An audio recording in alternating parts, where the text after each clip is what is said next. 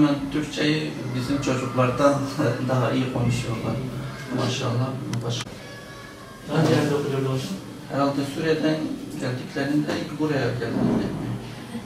İlk buraya geldiniz. 3 Türkçe olduğu için 3 yılda ancak daha yeni adapte olmaya başlıyorlar. Başarılı, çok zeki. Kardeşi var, İstiklal Marşı. Allah muhafaza etsin inşallah.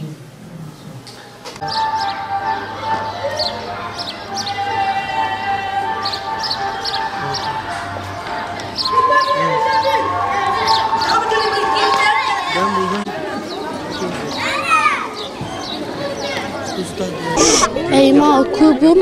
4 yıl önce Suriye'den geldik Türkiye'ye. Okula girdim. Zamanla Türkçeyi öğrendim. Öğretmenlerim sayesinde Türkçeyi öğrendim. Türkçeyi çok seviyorum. Siyer yarışmasına da katıldım. Öğretmenlerim sayesinde kazandım. Kitabı 3 kez okudum. Peygamber Efendimiz'i çok seviyorum. Bu yüzden çok zorlanmadım okurken hikayeyi hemen anladım. Sevinçliyim.